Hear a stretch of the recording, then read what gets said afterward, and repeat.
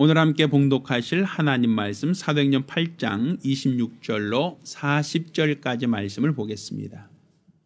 자, 함께 봉독하실 하나님 말씀 사도행전 8장 26절로 40절까지 말씀을 교독하겠습니다. 주의 사자가 빌립더러 일러 가로되 일어나서 남으로 향하여 예루살렘에서 가사로 내려가는 길까지 가라 하니 그 길은 광야라. 일어나 가서 보니 에디오피아 사람 곧 에디오피아 여왕 간다게의 모든 국고를 맡은 큰 권세가 있는 내시가 예배하러 예루살렘에 왔다가 돌아가는데 병거를 타고 선지자 이사야의 글을 읽더라. 성령이 빌립더러 이르시되 이 병거로 가까이 나아가라 하시거늘 빌립이 달려가서 선지자 이사야의 글을 읽는 것을 듣고 말하되 읽는 것을 깨닫느뇨. 대답하되 지도하는 사람이 없으니 어찌 깨달을 수 있느뇨 하고 빌립을 청하여 병거에 올라 같이 앉으라 하니라. 있는 성경 귀절은 이것이니 일러스되 저가 사지로 가는 양과 같이 끌리었고 털 깎는 자 앞에 있는 어린 양의 잠잠함과 같이 그 입을 열지 아니하였도다. 낮을 때 공면의 판단을 받지 못하였으니 누가 가히 그 세대를 말하리요. 그 생명이 땅에서 빼앗김이로다 하였거늘 내시가 빌립더러 말하되 청컨대 묻노니 선자가 이 말한 것이 누구를 가르침이뇨. 자기를 가르침이뇨 타인을 가르침이뇨. 빌립이 입을 열어 이 글에서 시작하여 예수를 가르쳐 복음을 전하니 길 가다가 물이 있는 곳에 이르러 내시가 말하되 보라 물이 있으니 내가 침례를 받음에 무슨 꺼리낌이 있느뇨. 이에 명하여 병거를 머물고 빌립과 내시가 둘 다 물에 내려가 빌립이 침례를 주고 둘이 물에서 올라올새 주의 영이 빌립을 이끌어 간지라. 내시는 혼연히 길을 가므로 그를 다시 보지 못하니라. 빌립은 아소도에 나타나 여러 성에 지나다니며 복음을 전하고 가이사라에 이르니라. 아멘.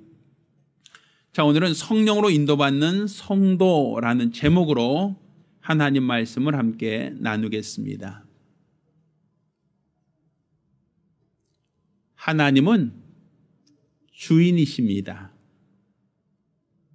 우리가 하나님을 주인이시다라고 고백하는 것은 많은 성도들이 기도할 때 하나님에 대한 호칭을 주여 혹은 주님이라고 호칭하며 기도를 합니다. 여기서 우리가 하나님을 주여 혹은 주님이라고 하는 이 호칭 속에는 이 주인이시다라는 그 고백을 하는 겁니다. 그러면 많은 사람들이 하나님과 우리의 관계를 주종관계, 주인과 종의 관계로서만이 아니라 아버지와 자녀의 관계로서 우리가 우리 자신을 알고 있단 말입니다. 그래서 주종관계는 구약시대 하나님과 그의 백성의 관계를 주종관계로 보고 신약시대에는 하나님은 우리의 아버지고 우리는 그분의 자녀다라고 하여 이제는 부모와 자녀의 관계로 신약에서는 생각을 하는 경우가 있습니다. 그렇지만 우리가 좀 더 알아야 될 것은 구약시대는 무조건 주종간의 관계, 신약시대는 무조건 부모와 자녀의 관계라고 이분법적으로 설명하기에는 한계가 있습니다. 이것은 주종과의 관계라는 것은 구약과 신약의 차이점이 아니라 우리가 예수 그리스도의 공로로 말미암아 죄사함 받았다. 이로써 우리가 거듭났다라고 하는 의미로 봤을 때는 하나님을 우리의 아버지라고 하고 우리는 그분의 자녀라고 말할 수 있습니다. 그러니까 우리가 예수로 말미암아 그리스도 예수 안에서 구속함을 받은 자, 예수의 공로로 말미암아 구원을 받았다라고 할 때는 우리의 신분이 하나님을 아버지라 부를 수 있는 자녀된 권세를 갖게 되었다라고 말할 수 있습니다. 또 실제로 하나님께서는 자녀된 자들에게 하나님의 이름을 주시고 그 이름의 권세로 살게 하셨다라는 의미로 본다면 우리 실제로 하나님을 아버지라 부르는 것은 마땅한 우리 신분이라고 볼 수 있습니다. 그런데 이렇게 신분상으로 우리가 구원받았다라고 할 때는 아버지라고 하지만 직분과 연관돼서 말할 때는 하나님을 아버지라 부르는 것이 아니라 그분을 주여 하고 주인으로 부릅니다. 그러니까 직분과 관련돼서는 우리가 주종과의 관계다라는 얘기죠. 이것은 마치 우리가 어떤 사람이 어떤 기업을 만들고 기업을 경영한다라고 했을 때 그 기업을 경영하는 사람도 가정이 있겠죠. 또 그 자녀들이 있을 수 있겠죠. 그러니까 그 사람이 회사에서는 기업을 경영하는 경영자라 할지라도 집에서는 그의 자녀들이 그 아버지를 부를 때 아버지, 아빠라고 칭할 겁니다. 또 그 역시도 자녀들을 대할 때는 내 자녀, 아들, 딸이라고 얘기할 겁니다. 근데 만약 그 자녀들이 장성하여 취업을 하는데 마치 아버지가 경영하는 회사에 직원으로 채용되었다라고 한다면 그때는 자녀들이 집에서처럼 우리 아빠, 우리 아버지라고 회사에서 말하는 게 아니라 회사에서는 뭐라고 부르겠어요? 사장님 혹은 회장님이라고 부를 거란 말이에요. 또한 아버지가 집에서는 자녀들에게 용돈도 주고 또 등록비도 주고 또 자기 카드도 줘서 사용할 수 있게 했지만 직장에 취직한 다음에 직장에서 만나는 자녀들에게는 월급을 줄 거란 말이에요. 그 얘기는 다른 말로 그가 한 달 동안 일하고 애쓰고 수고하는 것에 대한 월급을 주지 용돈으로 주진 않는단 말입니다. 그거는 공과 사가 분명히 구분되어 있기 때문에 그렇습니다. 내가 집에서는 혈족과의 관계니까 내 자녀다라고 할 수 있지만 내가 어떠한 사회에 나가서 사회에서 어떤 역할을 맡았을 때는 그것은 부모와 자녀와의 관계가 아니라 경영자와 직원의 관계로서 만날 수 있다는 것이죠. 그때는 직원의 입장에서 집에서처럼 아빠 하고서는 서류해 주세요라고 얘기하는 것이 아니라 혹은 대표이사나 사장이라는 호칭으로 결제 서류를 올리고 또 그가 회사에서 주어진 업무를 감당할 거란 말이죠. 그것은 자녀와 아버지와 자녀의 관계가 깨졌다는 게 아니라 역할이 달라졌다는 얘기입니다. 그러니까 우리가 예수의 피로서 구속함 받았다라고 하는 그 구속의 은혜는 99.999%의 하나님의 은혜와 0.0001%의 내 의지가 아니라 100% 하나님의 은혜로만 되어지는 겁니다. 내 수고가 없이 내 노력이 없이 내 열심이 없이 100% 하나님의 은혜로만 우리가 죄사함 받고 이로써 우리가 하나님의 자녀된 권세를 갖게 됩니다.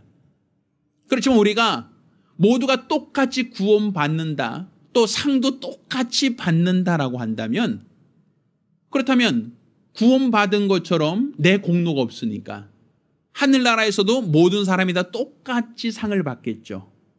근데 성경에는 해의 영광이 다르고 달의 영광이 다르며 별의 영광이 다르고 별과 별의 영광이 다르다라고 구분하고 있습니다. 그거는 구원받는 것은 내 노력이 아니라 하나님께서 보내신 예수의 공로로 말미암아 주어진 것이니까 이거는 다 똑같습니다. 마치 부모에게 자녀가 태어나면 첫째나 둘째나 셋째나 넷째나 다 똑같은 자녀가 되는 것이죠. 다 똑같이 아버지라 부를 수 있는 권리를 갖게 되는 것이겠죠. 그렇지만 회사에서는 첫째, 둘째, 셋째, 넷째가 다 똑같은 게 아니라 그중에서 잘하는 아이들이 훨씬 더 높은 직급을 얻을 수 있지 않겠습니까? 똑같은 자녀라 해서 똑같이 다 그 회사에서 승승장구한 것이 아니라 그중에 잘한 애들이 더 많은 것을 얻을 수 있게 되겠죠. 그것처럼 우리가 하나님 앞에서 직분을 감당한다라고 하는 것은 내 공로가 들어간다는 거예요. 내 수고가 들어간다는 거예요. 내가 해야 될 일을 해야 된다는 것이죠. 또 그 일을 한 것만큼의 그에게 보상과 상이 있다라는 거예요. 그래서 하늘에서 영광이 다르다라고 구분하고 있는 겁니다. 이렇게 하나님께서는 주인이시기에 모든 만물을 만드신 분이고 주인이시기에 각각의 만든 것에 대하여 역할을 부여하고 있습니다. 따라서 하나님이 주인이심을 알고 믿는다면 그가 주인이라고 인정하는 모든 것들은 주인이 원하는 대로 주인이 바라는 대로 순종하는 것. 이게 바로 주종과의 관계에서 요구되어진 덕목입니다. 자, 그런데 하나님께서 이렇게 있죠. 하늘에 해를 만들고 달과 별을 만드신 다음에 해는 낮을 주관해라, 달과 별은 밤을 주관하라 하고 역할을 구분하셨어요. 그러니까 하나님이 역할을 구분하신 그부터 지금까지 해는 낮을 주관하고 달과 별은 밤을 주관하고 있습니다. 하나님께서 만드신 모든 만물들에게 생육하고 번성하여 땅에 충만하라 하고 하나님이 역할을 부여하셨죠. 그 역할에 따라서 모든 만물들은 자손을 낳고 생육하고 번성하며 이 땅에 충만하고자 하는 노력을 하고 있습니다. 이 모든 것들이 하나님이 역할을 부여하신 곳에서 역할을 감당하고 있는 겁니다. 그것처럼 우리 눈에 보이는 사물만이 아니라 보이지 않는 세계, 곧 영적 세계도 하나님이 만드신 피조물들은 하나님이 부여하신 역할, 하나님이 지시하신 역할을 감당할 때 하나님으로부터 잘했다라고 칭찬을 받을 수 있습니다. 반면에 하나님이 지시하신 역할을 감당하지 않고 하나님 앞에 충성하지 않는다라고 하면 그것은 바로 타락이고 하나님 앞에 가증한 일이 됩니다. 우리가 눈에 보이지 않는 천사도 하나님이 처음 만드실 때 하나님의 심부름꾼으로 하나님의 종으로 만드셨습니다. 그리고 각각의 역할을 부여하셨죠. 그런데 천사 중 하나가 자기 지위를 떠나서 직분을 외면했습니다. 자기에게 주어진 역할을 감당하지 않고 오히려 자기를 비워서 내가 지극히 높은 자와 비길이라 라고 하며 도전을 했단 말입니다. 하나님이 이런 천사 하나를, 타락한 천사를 하나님께서 바깥 어두운데 흑암에 내어 쫓아버리셨죠. 이것은 하나님이 지으실 때 지으신 자에게 복종하라고 만드셨는데, 주어진 역할에 순종하라고 만드셨는데 그 역할을 떠났기 때문에 하나님은 그를 어두운 데 쫓아버리신 겁니다. 그런데 이렇게 쫓겨내려온 천사가 이 땅에 만들어진 사람, 첫사람 아담과 하와에게 자기가 타락한 것과 똑같은 방법으로 유혹을 합니다. 하나님은 아담과 하와에게 동산을 지키는 동산지기로서 역할을 맡기고 그 직분을 감당케 했는데, 그런데 타락한 자가 첫사람 아담과 하와를 유혹하여 그들이 하나님이 부여한 직분을 감당하기보다는 스스로 자기를 높여 나도 하나님처럼 되게 하려고 하는, 자기 직분을 포기하고 지극히 높은 자에게 대적하는 행위를 하게 합니다. 그것으로 말미암아 사람이 타락하게 되었고 그 타락의 결과가 바로 우리 인간이 당하고 있는 모든 불행의 원인이 되었습니다. 사실 많은 사람들이 이 땅에 살면서 행복하기 원하고 건강하기 원하고 평안하길 원하는데 왜 우리 삶은 불안하고 또 질병과 가난과 모든 불행이 우리를 찾아오고 있는가? 그 원인을 따져본다면 하나님이 처음 만드셨던 에덴 동산에 살았던 아담이 질병이나 가난이나 부족함이 있지 않았습니다. 곧 하나님이 맡기신 일을 감당하며 충성할 때는 그들의 삶이 부족함도 연약함도 없었지만 지위를 떠나서 하나님을 도전하고 하나님께 대적할 때는 결국 인간에게 불행이라고 하는 죄악이 찾아왔단 말입니다. 결국 우리 인간이 당하는 모든 불행의 원인은 어디에 있는가? 자기 지위를 떠났다는 데서 시작되는 겁니다. 누가복음에는 탕자의 비유라고 나오죠. 그 탕자의 비유는 어떤 아버지에게 두 아들이 있었다는 이야기로 시작합니다. 그런데 그 두 아들 중에 막내 아들, 둘째 아들이 아버지께 청합니다. 아버지 돌아가시면 아버지 재산 중에 나에게 물려줄 상속하려고 하는 그 지분을 나에게 미리 달라는 것이었어요. 어차피 아버지 돌아가실 때 다 싸갖고 가는 것 아니니까 나에게 주실 거를 미리 가불해 주세요. 미리 주세요라고 하는 것이었죠. 아버지는 그 둘째 아들의 요구에 따라서 자기 재산의 일부를 둘째 아들에게 물려줬습니다. 그러자 그 둘째 아들은 아버지 집을 떠나서 타국에 가서 혼자 장사하겠다고, 혼자 살아보겠다고 아버지 집을 떠났습니다. 그리고 그곳에서 허랑방탕하게 재산을 탕진하죠. 자기가 하고 싶은 일을 하고 자기가 원하는 일을 하고 이렇게 하면서 자산을 하나씩 하나씩 탕진하게 됩니다. 결국 그 아들이 갖고 있는 모든 재산, 아버지로부터 부여받았던 그 모든 재산들을 다 허비했다라고 얘기하죠. 근데 그러던 차에 그 나라에 기근이 들어서 먹을 것이 없어지고 아주 궁핍하게 되었을 때에 그 둘째 아들이 먹을 것이 없으니까, 가사는 다 탕진하고 먹을 것이 없으니까 이제 돼지를 치는 아주 하찮은 일을 하게 됩니다. 또 돼지를 치면서도 먹을 것이 없으니까 돼지에게 주어지는 사료, 쥐엄 열매를 먹으면서 그 허기진 배를 채우려고 하죠. 그러니까 사실 어떻게 보면 인생 막장, 인생 밑바닥까지 내려간 겁니다. 이렇게 고생하다가 그가 생각한 게 무엇이냐면, 우리 아버지 집에는 품꾼들, 그러니까 일꾼들이 최소한 배를 골치는 않았는데 내가 여기서 나와서 혼자 살려고 하다 보니까 결국 굶어 죽겠다라는 것이었어요. 그래서 그 탕자가 아버지 집으로 돌아가는 이야기가 나와 있습니다. 또 아버지를 만났을 때 그 탕자가 했던 말은, 내가 하늘과 아버지께 죄를 범하였음에 이제 아들이라 칭함받기에 적절하지 않습니다. 내가 이제 아들이 아니라 당신의 집안에서 일하는 품꾼들, 종으로서 나라를 삼아주시면 내가 종으로서 아버지께 지시에 순종하겠습니다라고 아버지께 돌아온 얘기가 나와요. 결국 그가 돌아왔다라고 하는 것은 결국 무엇입니까? 아버지 재산 아래, 아버지 아래에 있을 때는 아버지가 자녀를 간섭하고 또 아버지가 자녀에게 지시하는 것을 하고 아버지가 그를 품어주는 그 사랑 안에서 그는 부족함이 없었단 말이에요. 그런데 아버지를 떠나서 나 혼자 살려고 할 때, 홀로 서기를 하려고 할 때 그의 불행이 찾아왔고 그의 모든 것은 실패할 수밖에 없었다라는 겁니다. 결국 그가 돌이킨 것은 무엇입니까? 내가 아버지께로 돌아가리라. 그리고 아버지가 지시하신 대로, 아버지가 명하시는 대로 순종하며 살겠다라고 돌아갔을 때 아버지는 그를 맞이해 주시고 아버지는 그를 위하여 잔치를 베풀었다라고 얘기하고 있어요.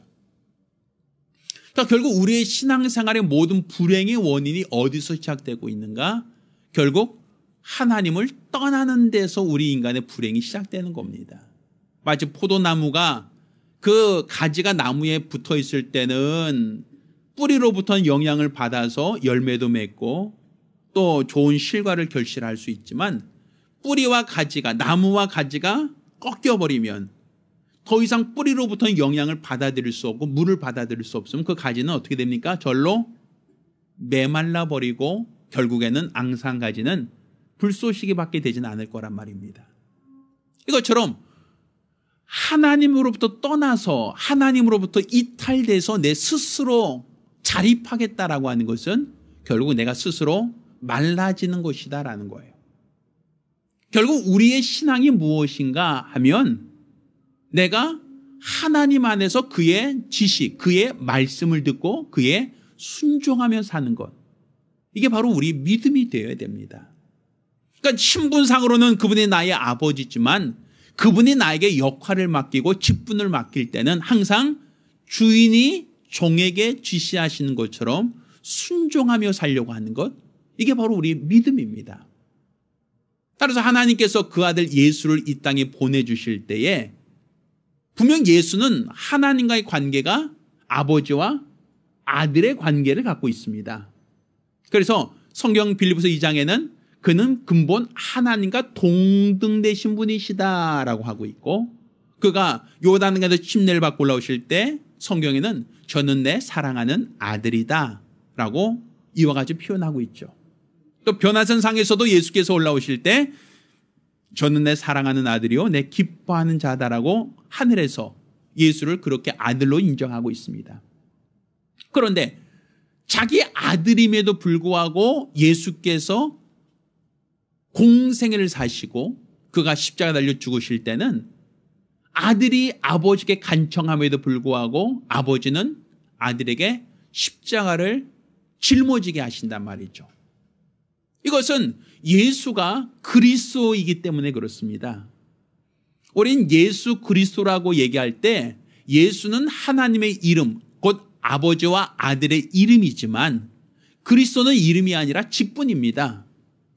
그러니까 우리가 아버지와 아들의 이름이라고 하니까 사람들은 왜 아버지 이름이 내 이름과 똑같지라고 하지만 우리 그러죠. 제가 제 이름이 오상훈입니다. 그런데 제가 갖고 있는 이름 가운데 성이라고 하죠. 오씨라고 하는 성은 저희 아버님이 갖고 있는 성과 같습니다. 저희 아버님도 오씨 성을 가지고 있어요. 또 제가 낳은 자식들도 그들의 이름 가운데 성은 저와 똑같은 이름을 갖고 있어요. 그러니까 이 오라고 하는 그 이름은 아버지가 나에게 주신 이름이고 또 내가 사용하는 이름일 뿐더러 내 자녀들에게도 그 이름은 항상 어떻게 해요? 물려주죠. 그것처럼 예수라고 하는 이름은 아버지의 이름이면서 예수의 이름이기도 합니다. 그런데 그리스도라는 건 이름이 아니고 직분이에요. 기름 부음 받은 자라는 얘기예요. 하나님께서 세워서 직분을 세웠다라는 이름이에요. 그러니까 아까도 집에서는 아버지와 자녀의 관계지만 회사에서는 아버지와 자녀로 만나는 것이 아니라 경영자와 주인과 어떤 사원으로 만나는 것처럼 예수께서 그리스도가 되셨다는 것은 하나님의 아들이시지만 직분과 관련돼서는 주종과의 관계와 같다라는 것이죠. 그래서 아버지가 맡기신 일에 예수께서는 어떻게 하셨다?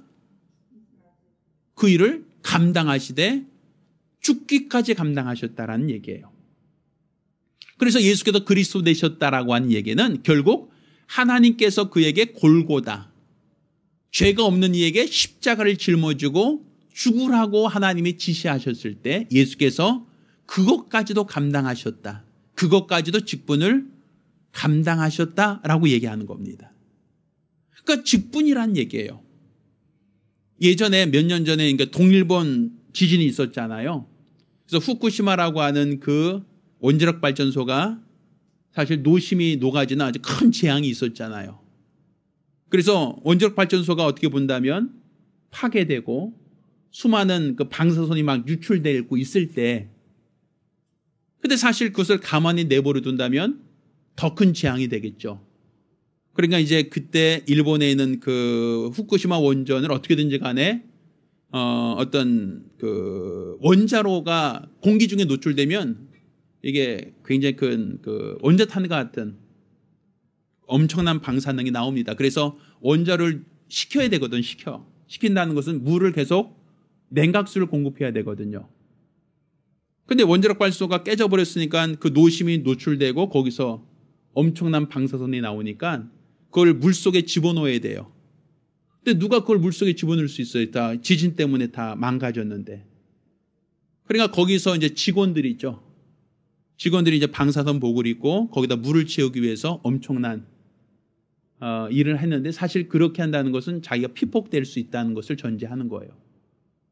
원자력 발전소에 물을 채운다는 건 자기가 피폭된다는 것은 자기가 어떻게 될 수 있다? 죽을 수도 있다는 거예요. 아니면 당장 죽지 않더라도 이제 피폭된 양에 따라서 나중에 후유증이 될 수 있는 얘기거든요. 근데 어찌됐든 간에 그 사람들이 그것을 어떻게 지키기 위해서 방사선을 더 이상 나오지 않고 물을 채우기 위해서 수많은 사람들이 거기 매달려서 그것을 사수하는 얘기를 얼마 전 우리가 뉴스를 통해 봤었잖아요. 아마 수많은 사람이 피폭됐을 겁니다. 그러면 내가 직장이 아니라면 아유 이건 뭐 터지든 말든 나만 피하면 되잖아요. 근데 내가 피폭되더라도 이 원자력 발전소에서 더 많은 방사선이 나오지 않도록 하기 위해서는 어떻게든지 간에 물을 채워서 이것을 고정시켜야 된다라고 하는 그 사명감 갖고 내려간 사람들이 아마 있을 거란 말이에요. 자기 죽음을 불사한 사람들이겠죠. 자기 목숨을 걸고라도 어찌든지 간에 지키려고 했던 사람들. 이거는 부모와 자녀의 관계가 아니라 어떤 관계예요? 직업적인 어떠한 관계죠. 내가 피폭되더라도 어찌든지 간에 이것을 지켜보자라는 그 생각이겠죠. 그러니까 예수께서 십자가 짊어지신 것은 직분과의 관계란 말입니다. 내가 아버지께 받은 계명을 죽기까지 감당하겠다는 그 직분이죠. 그러니까 결국 하나님께서 예수 그리스도의 순종을 의롭게 보신 겁니다. 그리고 이제 우리에게 선택하라는 것이죠. 너는 예수님처럼 너희가 하나님께 직분을 받았을 때 충성할 것이냐, 아니면 천사의 타락처럼 너희가 지위를 떠나서 불순종할 것이냐, 너희가 선택하라는 것이에요. 그러니까 사실 많은 사람들이 하나님 앞에서 내가 선택하는 겁니다. 내가 하나님께 직분을 맡아서 충성하는 역할을 할 것인지 아니면 그렇지 않을 것인지를 각각 선택하는 거예요. 그러니까 우리의 신앙이라는 것은 바로 예수 편에 서는 겁니다. 예수님처럼 직분을 맡았을 때 그것이 나에게 손해가 된다 할지라도 충성하는 것. 이게 바로 하나님이 원하시는 신앙이에요. 그런데 이렇게 하나님이 지시하신 대로 순종하는 사람은 어떤 사람들이냐? 자기 것을 가지고 있는 사람이 아니에요. 자기 것을 비우는 사람이에요. 자기 것을 갖고 있는 사람은 하나님이 어떤 지시를 내렸을 때 그것을 그대로 순종하기보다는 판단을 합니다. 이거 옳아요? 틀려요? 이것은 맞아요? 틀려요라고 판단하게 되죠. 예수님 당시에도 예수님을 핍박했던 사람들은 누구냐 하면 없는 사람들, 가난한 사람들, 병든 사람들이 아니었어요. 오히려 제사장이나 바리새인이나 서기관이나 무엇인가 그 당시에 자기 것을 갖고 있는 사람들은 예수를 비판합니다. 예수를 대적합니다. 예수께서 안식일에 병자를 고치니까 안식일에 일한다라고 예수를 비판합니다. 예수님께서 또한 죄를 사할 때 침상을 들고 나온 자에게 내 죄사함 받았느니라 하실 때도 그 사람들은 예수를 판단하고 비판합니다. 저가 누구의 죄를 사하는고라고 얘기하죠. 또 예수님께서 이 성전을 헐라 내가 사흘 만에 짓겠다라고 할 때 그들은 뭐라고 얘기합니까? 저가 누구의 43년간 지은 성전을 헐어버리라 하는가? 비난하죠? 비판하죠? 결국 그들은 왜 비판합니까? 자기가 갖고 있는 고정관념이 있으니까. 내가 갖고 있는 생각이 있으니까 예수가 하신 말씀을 그냥 아멘으로 받기보다는 판단하고 비판하고 그를 대적한단 말이에요. 그래서 성경은 하나님이 쓰신 자를 봐라 하면서 고린도서 1장 20절부터 보면 하나님은 문벌이 있는 자를 쓰지 않는다. 하나님은 강한 자를 쓰지 않는다. 하나님은 있는 자를 쓰지 않는다. 하나님은 능한 자를 쓰지 않는다라고 얘기해요. 오히려 하나님은 없는 자를 들어 있는 자를 부끄럽게 하시고 어리석은 자를 들어 지혜로운 자를 부끄럽게 하신다. 하나님이 약한 자를 들어 강한 자를 부끄럽게 하지 않느냐라고 얘기해요. 그건 결국 내가 갖고 있는 것이 없는 사람일수록 그는 하나님이 지시하신 대로 그대로 순종하는 삶을 산다는 거예요. 반대로 내가 갖고 있는 것이 많은 사람일수록 하나님이 나에게 무엇을 명하실 때에 판단하게 되죠. 이거 아니에요. 이거 틀려요. 이거 옳지 않아요. 라고 얘기한다는 것이죠. 그럼 예수님께서는 아무것도 없는 분이셨는가? 그렇진 않아요. 그는 하나님의 아들이셨음에도 불구하고 자기의 생각이나 자기의 뜻을 포기하고 철저히 하나님께 복종하는 모습을 보여주셨죠. 그래서 우리가 알고 있는 것처럼 예수님께서 겟세마네 동산에 기도하실 때도 아버지여 내게 이 잔을 옮겨주옵소서. 그렇지만 내 원대로 마옵시고 아버지의 원대로 되기 원합니다. 라고 기도하지 않습니까? 결국 내가 원하는 대로 하겠다는 것이 아니라 내 의견을 관철시키겠다는 것이 아니라 하나님이 원하시는 대로 순종하겠습니다. 복종하겠습니다. 충성하겠습니다라는 것이 우리 주님이 우리에게 보여주셨던 그분의 직분입니다. 그럼 우리 거와 오늘날 성령을 받고 성령 안에서 하나님이 우리에게 무엇을 원하시겠는가? 성령이 우리 안에 임재하셔서 우리에게 무엇을 지시하시겠는가 하면 성령이 인도하시고 성령이 이끄신 대로 우리가 뭐 하길 원하십니까? 순종하길 원하시겠죠. 성령이 나를 이끄시는데 이건 아닌 것 같습니다. 이건 옳지 않습니다 하고 그분께 의견을 제시하고 반대하는 것을 그분이 원하진 않으신단 말이에요. 자, 오늘 우리가 읽은 이 본문을 한번 봅시다. 사도행전 8장 26절 한번 읽습니다. 시작. 주의 사자가 빌립더로 일러 가로되 일어나서 남으로 향하여 예루살렘에서 가서로 내려간 길까지 가라 하니 그 길은 무엇이다? 광야다. 자, 하나님께서 초대교회에 7명의 집사를 세웠죠. 자, 7명의 집사를 세우신 그 이유가 무엇이었습니까? 가난한 사람들, 또 헐벗은 사람들 뭐 하라고? 그들을 공개하라고 세웠단 말이에요. 그러니까 사도들이 어떤 그 가난하고 어려운 사람들 돌아보는데 한계가 있으니까 집사를 세워서 어떤 너희들 중에 가난하거나 먹을 것이 없거나 힘든 사람이 있으면 너희가 먹을 것을 나눠주고 공개하는 일을 하라고, 그것 때문에 집사를 7명을 세웠었죠. 그러면 그 일을 하기 위해서는 그는 어디에 있어야 그 일을 할 수 있죠? 사람들이 사는 동네, 사람들이 사는 마을이 있는 곳에 있어야만 그 일을 할 수 있겠죠. 그렇죠? 자, 그런데 성령께서, 자, 주의 사자가 빌립도로 어디로 가라고 하십니까? 예루살렘에서 가사로 내려가는 길로 가라고 하고 있죠. 근데 그 길은 어디라고요? 광야라고 말하고 있단 말이에요. 자, 광야는 어떤 곳입니까? 사막이에요. 자, 사막이면 사람이 거기 살고 있을까요? 안 살까요? 사막이니까 사람이 살지 않죠. 거기는 사람이 살지 않는다는 것은 다른 말로 먹을 것도 없고 마실 물도 부족하다. 또 사막이니까 태양을 피할 수 있는 어떤 그런 근을 찾는 것도 쉽지 않은, 그곳은 사실 사람이 살지 못한 불모지죠. 그러면 이 빌립이 처음에 하나님이 그를 집사로 세울 때 어떤 목적이었죠? 가난한 사람들을 돌아보라고 세웠잖아요.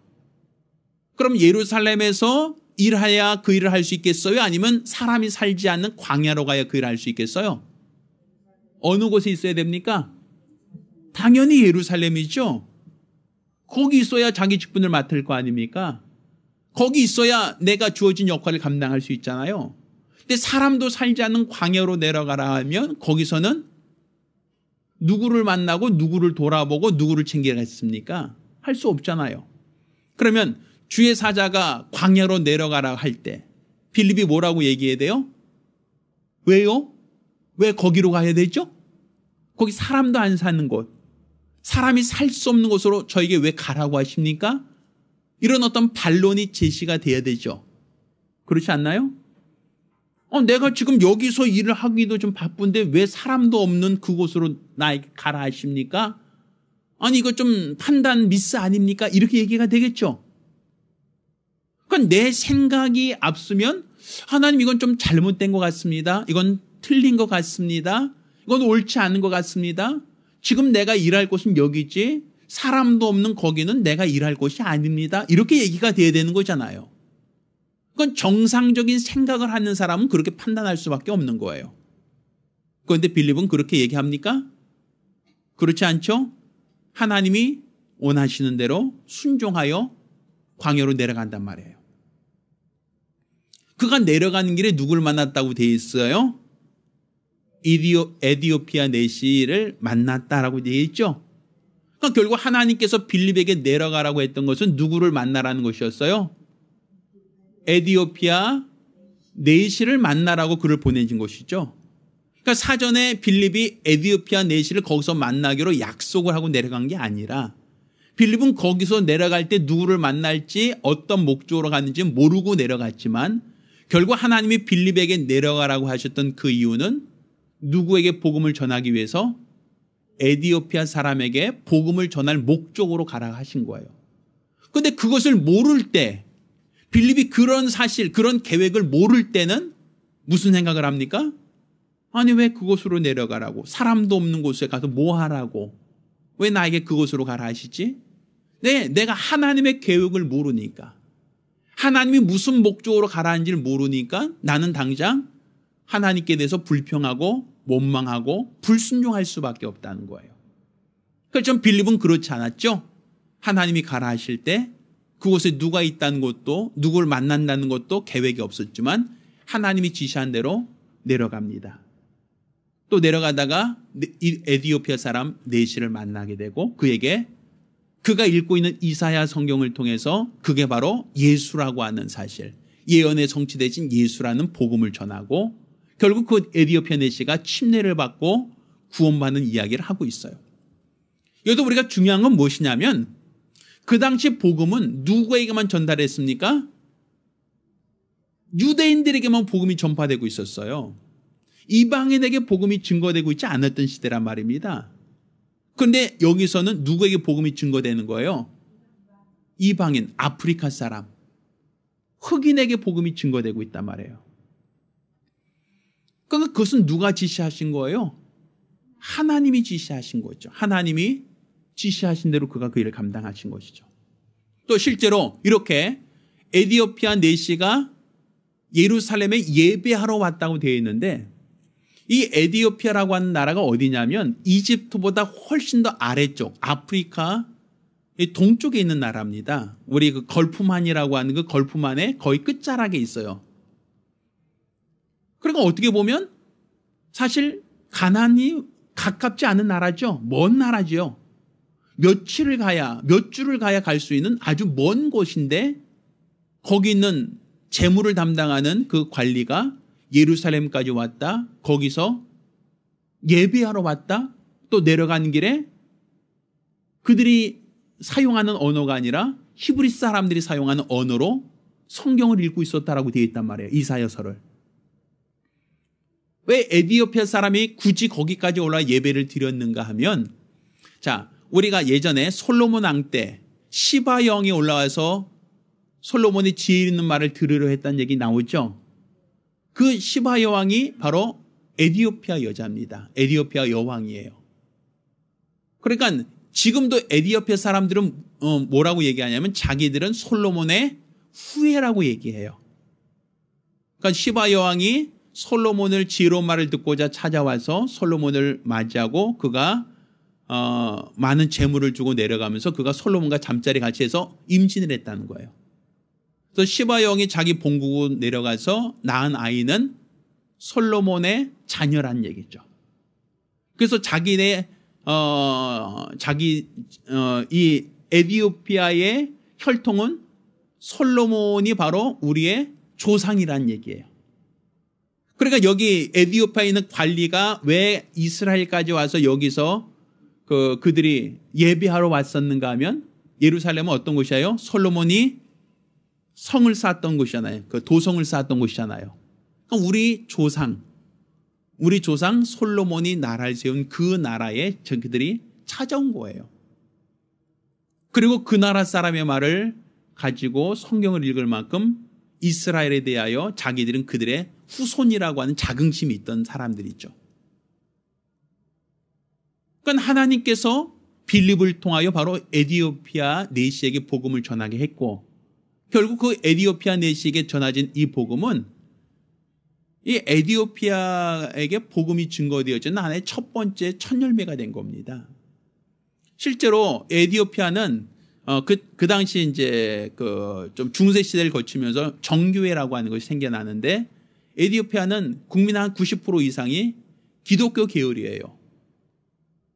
물론 약간 우리와 똑같은 개신교가 아니라 정교회 개념으로 한 30몇 프로 정도가 있고, 기독교인이 한 10몇 프로가 있어요. 물론 이슬람권이 나중에 들어와서 한 30몇 프로 정도의 인구 비율을 구성하고 있습니다만, 그 안에는 기독교적인 색채가 굉장히 강해요. 에디오피아는. 자기들은 솔로몬의 후손이다라고 얘기하고 있고, 어떤 그들이 기독교적인 사고방식을 갖고 있는 나라입니다. 그런 어떠한 문화적 배경은 바로 그들이 복음이 증거되었기 때문에 그런 복음의 어떠한 내용을 갖게 되었다라는 얘기죠. 결국 우리가 생각할 때 하나님이 가라고 하는 곳에 여기는 사람도 없고 여기는 아무도 없는데 왜 가라 하십니까? 우리는 항상 내 판단을 가지고 내 생각을 가지고 하나님이 지시하신 것을 판단하게 돼요. 이건 옳지 않습니다. 이건 적절하지 않은 것 같습니다. 우리는 그렇게 판단을 하죠. 그렇지만 하나님께서는 내 생각과 내 판단을 초월해서 순종하라는 겁니다. 내가 너에게 지시하신 곳에 가라. 그거는 하나님이 너에게 하라고 하는 일, 맡기실 일이 있다라는 것이에요. 따라서 우리 신앙은 무엇이냐면 철저히 예수님처럼 하나님의 뜻을 쫓아서 그에게 복종하는 것이 신앙입니다. 내 생각을 갖고 판단하고 내 판단을 갖고 거부하는 것이 아니라 하나님이 나의 주인으로서 나에게 지시하면 우린 그것에 순종하는 것이 우리의 신앙생활이 되는 겁니다. 하나님은 오늘날도 신분상으로는 아버지와 자녀의 관계로서 우리를 대하지만 직분과 관련돼서는 하나님 우리에게 항상 역할을 부여하고 그 역할에 순종하길 원하신단 말입니다. 따라서 오늘날 우리에게 성령을 주시는 것도 성령으로 말미암아 하나님이 지시하신 역할을 감당하라는 것입니다. 성령으로 말미암아 하나님이 우리에게 부탁하신 일을 충성되게 감당하는 것, 이게 바로 하나님이 우리에게 원하시는 신앙이고 하나님이 기뻐하시는 성도의 모습이다라고 볼 수 있습니다. 하나님이 이렇게 하나님의 직분에 충성하는 자들을 높여서 하늘에서 해와 같은 달과 같은 하나님이 보상을 해주신다라고 성경은 우리에게 기록하고 있습니다. 따라서 우리의 신앙은 철저하게 내가 신분상으로는 하나님을 아버지라 부른다 할지라도 내게 주신 직분과 관련돼서는 하나님이 나에게 무엇을 명하시든 순종하리라, 내게 무엇을 맡기시든 충성하리라, 이런 믿음의 각오와 결단을 갖기를 예수 이름으로 축원합니다. 왜 우리가 기도하실 때에 하나님이 내게 어떤 역할을 맡기고 직분을 맡기는 것은 우리가 충성하는 겁니다. 맡겨진 자에게 구할 것은 무엇이다? 충성밖에 없다라고 되어 있어요. 우리 하나님 나에게 직분을 맡기시고 나에게 역할을 맡기셨을 때 내가 주가 맡기신 일에 충성할 수 있도록 도와주시옵소서. 간절히 사모하며 한 목소리로 기도합니다. 할렐루야, 할렐루야. 우리 하나님의 말씀대로 사는 것, 그 뜻대로 사는 것은 우리가 마땅히 순종해야 될 직분입니다. 우리 주님 맡기신 직분에 충성되게 감당할 수 있는 거룩하고 복된 성도들이 되기를 예수 이름으로 축원합니다. 이제는 우리 주 예수 그리스도의 은혜와 아버지 하나님의 극진하신 사랑과 보혜사 성령님의 교통하시고 역사하심이 우리 하나님께서 주인으로서 우리에게 직분을 맡기실 때에 내가 그 역할을 판단하기보다는 순종함으로 직분을 감당하기로 결심한 우리 모든 성도들과 가정들을 위해 이제로부터永까지 함께 있을지어다. 아멘. 자, 우리 하나님께 영광을 돌리겠습니다.